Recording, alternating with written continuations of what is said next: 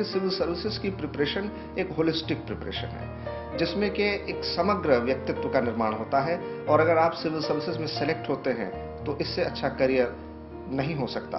और इसकी तैयारी इतनी एनरिचिंग प्रोसेस है, इतनी एनलाइटनिंग है कि एक व्यक्ति जो सिविल सेवा की तैयारी करता है, एक समृद्ध व्यक्ति, एक समृद्ध सोच का व्यक्ति बनता है।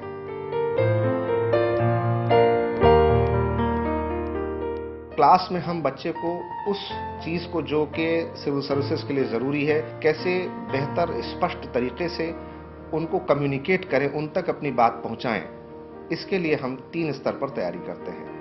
पहला स्टडी मटेरियल, दूसरा कम्युनिकेशन स्किल, तीसरा राइटिंग स्किल। इन 3 चीजों पर ध्यान देने से सिविल सर्विसेज में सफलता मिलती है।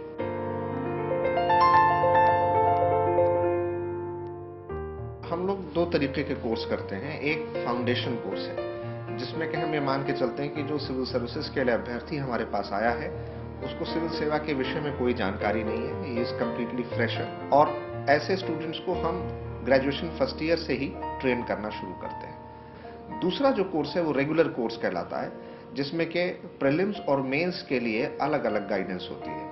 ऐसे बहुत सारे स्टूडेंट्स होते हैं जो ग्रेजुएशन पोस्ट ग्रेजुएशन कंप्लीट करने के बाद अपनी तैयारी शुरू करते हैं, और उनके लिए सबसे पहला टारगेट होता है प्रीलिम्स। और जो स्टूडेंट्स प्रीलिम्स क्वालिफाई कर जाते हैं, उनके लिए फिर अलग से मेंस एग्जामिनेशन का बैच होता है।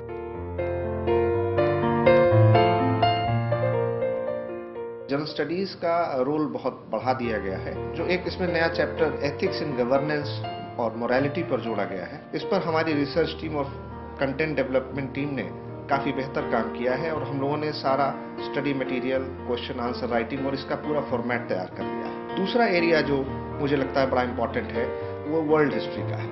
क्योंकि वर्ल्ड हिस्ट्री का सिलेबस बहुत वाइड है, बहुत बड़ा है, इसलिए हम लोग को इसमें कुछ खास ऐसे इवेंट्स को चुनना होगा जिस पर सवाल ज्यादा पूछे जा सकते हैं। जैसे इंडस्ट्रियल रिवोल्यूशन है, रेनेसां है, फ्रेंच रिवोल्यूशन है, रशियन रिवोल्यूशन है।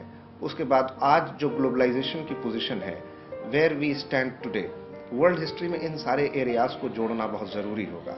क्योंकि वर्ल्ड हिस्ट्री कंटेम्प्रेरी हिस्ट्री के साथ साथ जो बदलाव आए हैं, जैसे कि पूर्व सोवियत संघ एक महाशक्ति के रूप में उसका पतन हो गया, मल्टीनेशनल्स, ट्रांसनेशनल्स, ऐसे कॉरपोरेट सेक्टर्स के बढ़ाव से दुनिया के तमाम देशों पर नई आर्थिक सोच का विकास हुआ।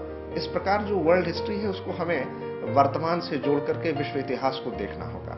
इसके लिए भी हमारी टीम बहुत बेहतर काम कर रही है। तीसरा जो बड़ा इंपॉर्टेंट एरिया है, polity, governance, citizens charter, right to information, social issues, rights issues, इन पर भी काम करने के लिए हमने एडमिनिस्ट्रेटिव रिफॉर्म्स कमीशन की सारी रिपोर्ट्स और तमाम नए बिल्स जो पार्लियामेंट में अभी पेंडिंग हैं और बड़े इंपॉर्टेंट हैं, उन पर हम लोगों ने एक अलग से फैक्ट शीट बनाई है, ताकि हम जो रिसेंट लेजिस्लेशन है, जो सुप्रीम कोर्ट के जजमेंट्स हैं, एनवायरनमेंट और इकोलॉजी से जुड़े हुए तमाम इश्यूज हैं, सस्टेनेबल डेवलपमेंट है, ग्लोबल वार्मिंग है, कार्बन ट्रेडिंग है, इन सब पर बहुत बेहतर तरीके से हमने काम किया। आगे भी हमारी जो रिसर्च टीम है, जो कंटेंट डेवलपमेंट टीम है, इस पर लगातार काम करती रहेगी।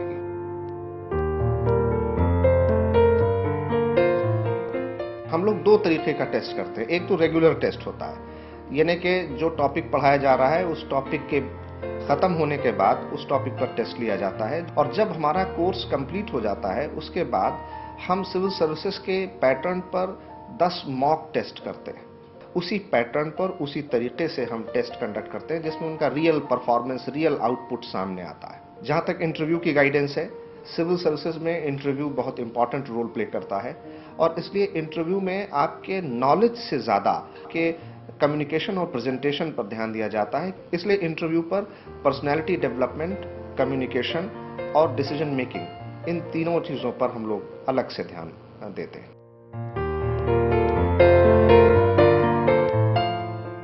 हमारे यहाँ की सारी टीम स्टूडेंट फ्रेंडली है।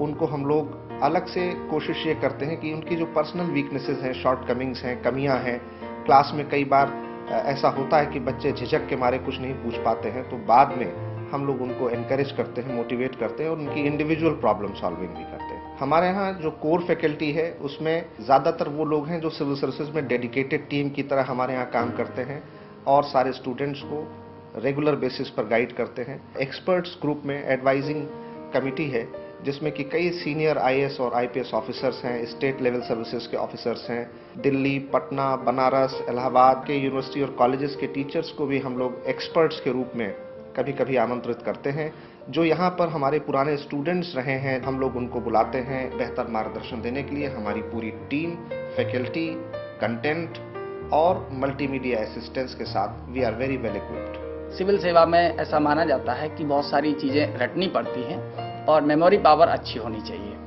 ऐसा नहीं है।